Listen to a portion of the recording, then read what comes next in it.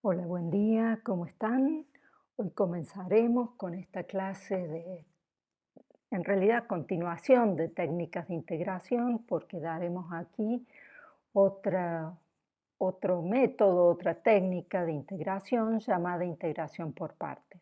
Ya hemos visto el método de sustitución que nos ha servido para poder integrar algunas funciones más complicadas. Bueno, este va a ser otro método muy utilizado dentro de los más conocidos. Bueno, pero antes de eso, quiero comenzar por contarles, bueno, algo que nos preocupa en realidad para su formación y por eso es que trabajamos con algún tipo de actividades dentro de este curso. Ustedes se preguntarán qué actividad matemática necesitan aprender para su carrera y su actividad profesional, dado que seguramente ven muchas cosas que les sorprenden que en su carrera como químicos, bioquímicos o la carrera que hayan elegido, em, tengan que aprender matemática. De acuerdo al programa de la materia, podrán decir, bueno, ¿qué vamos a necesitar? Calcular derivadas integrales, entender los conceptos que hay involucrados en las definiciones y los teoremas, resolver ecuaciones diferenciales sencillas, resolver problemas matemáticos. Bueno, todo eso sin lugar a dudas es muy necesario, pero no es suficiente. Necesitan algo más. Los problemas con los que ustedes se van a enfrentar como profesionales no vienen planteados en lenguaje matemático, ni son de una materia específica. Las situaciones que se les presenten van a tener que mirarlas desde varias perspectivas distintas, con una mirada desde la química, de la física o desde una perspectiva matemática. A partir de todo eso, van a poder plantear realmente un problema de esa situación. Primero, van a tener que traducir eso en términos matemáticos y después recién intentar resolverlos. Los temas que vimos recién no eran más que herramientas para que ustedes puedan resolverlos, pero hay una etapa anterior y evidentemente todo eso se aprende a hacer. Por eso es que nosotros hemos planteado en nuestro curso y le estamos dando considerable importancia a los problemas de aplicación o a los problemas que estamos planteando en los trabajos prácticos para la regularización, porque entendemos que se tienen que familiarizar con problemas planteados o situaciones planteadas en lenguaje coloquial, más vinculados a otro tipo de problemas y no solamente en el problema explicitado en términos matemáticos. Para eso, por eso es que introducimos en nuestra materia eh, problemas de este tipo. Entonces, vamos a ver un ejemplo donde refleja un poco cómo es la actividad antes de plantear el problema en términos matemáticos, o en realidad para plantearlo en términos matemáticos. Tenemos esta situación. Queremos modelizar la posición del cohete al despegar, de un cohete al despegar en función del tiempo.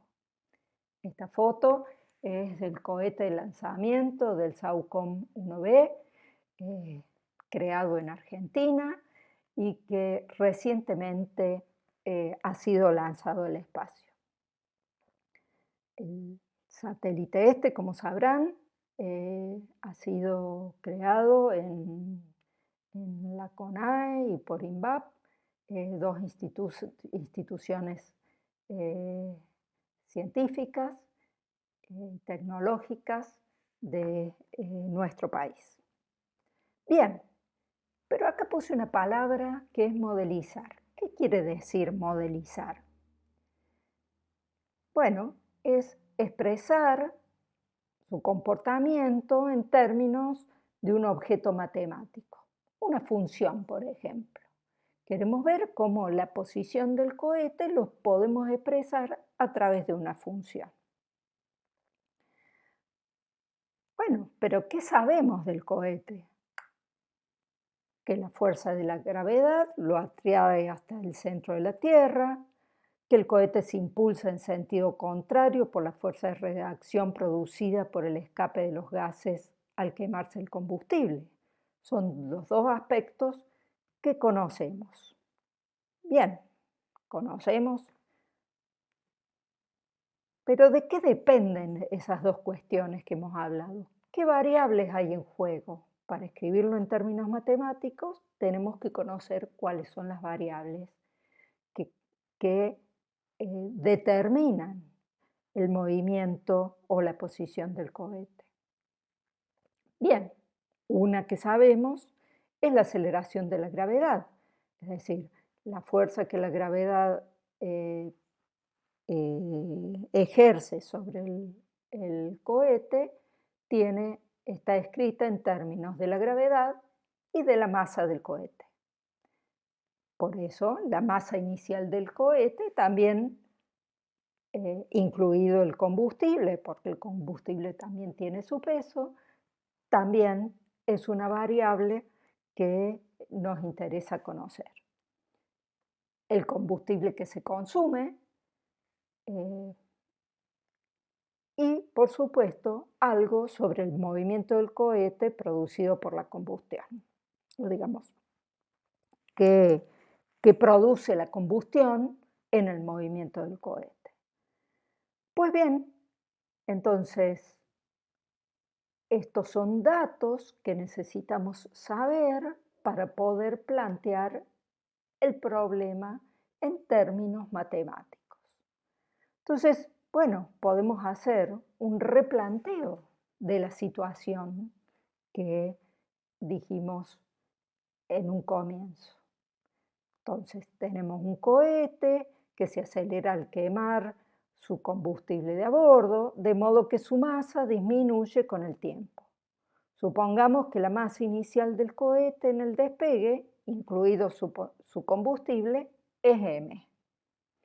El combustible se consume a una proporción R y los gases de escape son expulsados con una velocidad constante respecto al cohete. Por supuesto, acá estos datos que necesitamos buscar, también hacemos algunas suposiciones al respecto, como para simplificar el problema. Bueno, pero nosotros necesitamos buscar la función que modelice la posición del cohete en función del tiempo. Pero es más fácil plantear una ecuación con los datos que tenemos para la velocidad que para la posición misma. ¿Qué sabemos de la velocidad? Por un lado, va a tener dos partes que contribuyen en la velocidad.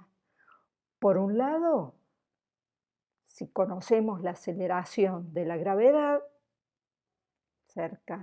la podemos suponer, cerca de la Tierra, 9.8 metros sobre segundos, entonces la velocidad, si tenemos esa aceleración, la velocidad va a ser, y consideramos la posición positiva, el alejarse de la Tierra, entonces vamos a tener una parte de la velocidad compuesta por menos g por t, donde g es la aceleración, y con signo negativo porque justamente va en sentido contrario o va hacia el centro de la Tierra. En sentido contrario hacia donde se dirige el cohete. Pero eso solo, si tuviera eso solo, el cohete se iría para abajo. En realidad hay otra parte que va a depender, que primero, tiene que ser positiva. ¿Por qué le puse un signo menos? Bueno, porque si el t es pequeño, este número de acá adentro es menor que 1, por lo tanto el logaritmo natural de un valor menor que 1 es negativo. Entonces con este es positivo. Evidentemente esta parte de la velocidad es proporcional a la velocidad de los gases de escape que van a una velocidad constante respecto del cohete. Es decir, el cohete va en sentido contrario a la velocidad de escape de los gases. Bueno, esta parte no les hubiera pedido a ustedes ni a mí misma haber podido obtenerla, pero lo que quería mostrarles es que esta velocidad está compuesta por dos componentes. Ahora, ¿por qué digo dónde interviene, por qué interviene la masa y por qué interviene esta, proporción de consumición del combustible? Y es este número de acá arriba, m menos r de t, es cómo cómo va disminuyendo la masa en relación al consumo del combustible, porque si el combustible se consume, el cohete cada vez va a tener menos masa. Muy bien. Entonces, como les digo, esto solo ustedes a esta altura no lo hubieran podido haber hecho, pero de esta manera hemos podido construir, o los expertos han construido, la velocidad del cohete. Muy bien, ahora, nosotros no queremos la velocidad, queremos conocer la función posición. Pero si tenemos la velocidad, vamos a poder construir la función posición. Bien, como profesionales, ustedes van a tener que modelizar muchas veces situaciones como estas, digamos, no en esta temática, pero en su carrera, se les van a presentar muchas veces. Bueno, sigamos con el problema. Ahora que ya tenemos la ecuación para la velocidad, buscamos la ecuación de la posición del cohete. Por el teorema fundamental del cálculo, sabemos que la función posición va a ser la integral definida entre 0 y t de la velocidad del cohete. Bien, reemplazamos por la ecuación que dijimos, por la fórmula que le dimos a esa velocidad. Ahora utilizamos las propiedades de la integración, las constantes pueden salir afuera, las constantes salen afuera de las integrales y la integral de una suma es la suma de las integrales, por eso es que podemos distribuirlas de esta manera. Bien, la primer integral entre 0 y t de x no es más que t al cuadrado sobre 2, pero en 0 vale 0, entonces esta primera parte no es más que menos g por t al cuadrado sobre 2. La segunda parte va a ser la constante menos b sub e, y la integral esta entre 0 y t del logaritmo natural de El cociente entre m menos r de x sobre m es una integral que tenemos que calcular. A ver, de lo que sabemos, esto pareciera, la variable independiente está multiplicada por una constante, pareciera que esto lo podríamos resolver con la técnica con el método de sustitución, siempre y cuando supiéramos cuál es una antiderivada o primitiva del logaritmo natural. Pero, ¿ustedes conocen alguna función cuya derivada sea el logaritmo natural? No por ahora. Muy bien, entonces vamos a ver cómo podemos hacer para obtener una antiderivada del logaritmo natural. ¿Cómo calcular esta integral? Lo que acabamos de decir. Bueno, lo que necesitamos saber es la integral indefinida del logaritmo natural de x o, lo que es lo mismo, una antiderivada. Entonces, vamos a ver otra técnica, justamente la integración por partes. Bueno, aquí les presentamos dos integrales indefinidas que tienen algo en común. Me dirán, ¿qué? La que vimos recién y la integral indefinida de x por el coseno de x. No se parecen en nada, salvo que vamos a utilizar la misma técnica para poder resolverla. ¿Qué será esto? Un día vi una vaca vestida de uniforme. Bueno, esta técnica se llama integración por partes y vamos a estudiarla ahora. Esta técnica se basa en la integración, esta técnica de integración se basa en una propiedad de las derivadas, la derivada de un producto de funciones. Si se acuerdan, cuando vimos el método de sustitución, esa técnica se basaba en una derivada que era la derivada de una composición de funciones. Bueno, esta técnica de integración se va a basar sobre la derivada de un producto. ¿Qué decía? Que la derivada de un producto es igual a una de las funciones por la derivada de la otra más la primera por la derivada de la segunda. Muy bien. Despejando el último término e integrando, obtenemos lo siguiente,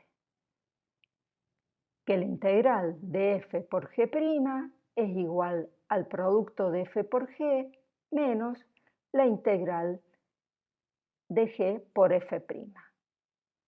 Ustedes dirán, ¿por qué aparece este término si en realidad debería aparecer la integral de la derivada de f por g? Bueno, porque una antiderivada de esto es justamente el producto de f por g. Bien, entonces, esto en realidad no es lo que estoy diciendo es que cada vez que tengo la integral de f por g', puedo ponerla en términos de otra integral, g, la integral de g por f', que si esta me resulta más sencilla, tal vez eso me permita poder obtener la integral de esta si es que es más complicada. Sigamos y vamos a ir entendiendo un poquito mejor en medida que vayamos viendo en los ejemplos. Bueno, ahora más conocido es que si sustituimos u por f y g' por el diferencial de x lo sustituimos como el diferencial de b, vamos a obtener que el diferencial de u es f' por el diferencial de x y b va a ser exactamente g de x. Entonces, con este cambio de variables, expresemos esta igualdad en términos de v, d de u y d de b.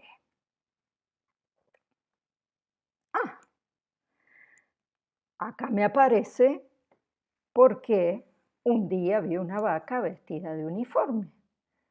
Veamos, u era f de x, entonces u es f.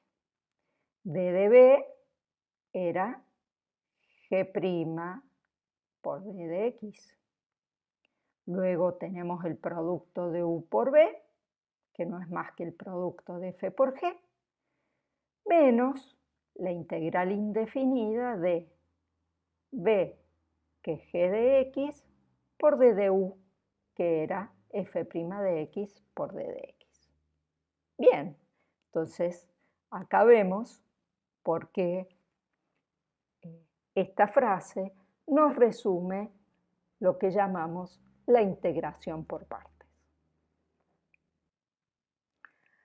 Entonces, veamos cómo aplicamos esto a los dos ejemplos que vimos. Comencemos por la integral de x coseno de x d de x. Bueno, veamos cómo sustituimos, ¿no? Cómo reemplazamos estas funciones. Si llamamos u a x y d de b al coseno de x por d de x, nos va a quedar que d de u es d de x porque la derivada de x es 1 y la función que al derivarla me da coseno de x no es más que una antiderivada, es el seno de x. Entonces, ¿qué nos decía el dicho para poder aplicar la integración por partes? Nos decía lo siguiente: un día vi una vaca vestida de uniforme. Muy bien, entonces ahora reemplacemos por las funciones. U era x, d de b era coseno de x d de x, u era x, b seno de x, menos la integral del seno de x d de x. Perfecto. Bueno, ¿qué nos da esa integral? ¿Qué función? ¿Qué antiderivada de seno de x conocemos? Pues menos coseno de x, al derivarla nos da menos seno de x. Con el menos nos da más coseno de x. Y como es una integral indefinida, no nos tenemos que olvidar de poner la constante. Bien, entonces usando la integración por partes, como esta integral era más sencilla que esta, sabíamos calcularla, pudimos calcular la integral de x por coseno de x. Muy bien. ¿Y ahora qué pasa con el otro ejemplo? Que tenemos la integral del logaritmo natural de x. Pero aquí hay solo una función, la logaritmo de x. Recordemos que la constante 1 siempre es una función y siempre la podemos tener en cuenta. Bien, entonces, usando la constante 1 podríamos poner de esta manera. Llamemos u al logaritmo de x, d de b 1 por d de x, por lo tanto el d de u es la derivada del logaritmo, que es 1 sobre x por d de x, y una antiderivada de 1 es x. Como decíamos, tenemos esta sustitución que nos dice la integración por partes. Usamos esta expresión Y reemplazando tenemos que la integral del logaritmo de x es x por el logaritmo de x menos la integral de x de d de x sobre x. Porque aquí el d de u es 1 sobre x d de x. Y eso nos da x por el logaritmo de x menos la integral de 1 por d de x. Es decir, como resultado, la integral del logaritmo natural de x no es más que x por el logaritmo de x menos x más c. Muy bien, entonces, de nuevo, aquí hemos podido traducir, digamos, poner en términos de una integral más sencilla de resolver la integral que teníamos originalmente, lo cual nos permitió calcular la integral del logaritmo de x. Bueno, volvamos al problema original entonces. Teníamos que calcular esta integral definida. Usando el método de sustitución, podemos reemplazar u por lo de adentro, m menos rx sobre m. d de u va a ser la derivada de esta expresión respecto de x por d de x, que no es más que menos r sobre m. Y como esa constante acá no aparece, lo que vamos a hacer es despejar d de x de esta igualdad. Entonces d de x nos queda menos m sobre r por d de u. Bien, entonces, reemplazando, como sabemos que u en 0 es 1 y u en t es m menos rt sobre m, cuando nosotros reemplazamos utilizando el método de sustitución en una integral definida, tenemos que cambiar los extremos de integración y poner los valores de los que vale u en los extremos anteriores. Entonces, esto nos va a quedar, por un lado, el d de x lo reemplazamos por su valor, menos m sobre r, como es una constante lo ponemos afuera, por d de u, el logaritmo valuado en u, y cambiamos los extremos por el valor de los extremos en los de u valuados en los extremos correspondientes anteriores. Muy bien, pero como ahora conocemos una antiderivada del logaritmo de u, eso no es más que menos m sobre r por la antiderivada del logaritmo de u expresado, digamos, con los extremos de integración correspondientes. Esta expresión no es más que hacer esta función valuada en el extremo superior menos esta función valuada en el extremo inferior. Como verán, eso lo podemos escribir así. Primero, hasta acá es reemplazar esta expresión de u por su valor. Y este de acá, como en 1 el logaritmo es 0, este término se me va, tengo un menos con otro menos, me queda exactamente menos m sobre r. Por lo tanto, hemos podido dar una expresión de la integral definida entre 0 y t del logaritmo natural de m menos rx sobre m de dx de esta manera. Usando entonces la integración por partes, pudimos resolver este problema de esta manera. Y así hemos terminado esta clase donde hemos partido de modelizar una situación, un problema que teníamos, escribirlo en términos matemáticos al problema y después resolver ese problema utilizando las herramientas matemáticas que hemos aprendido. Para ello tuvimos que aprender la integración por partes. Bueno, les deseo mucha suerte y nos vemos la próxima. Chau, chau.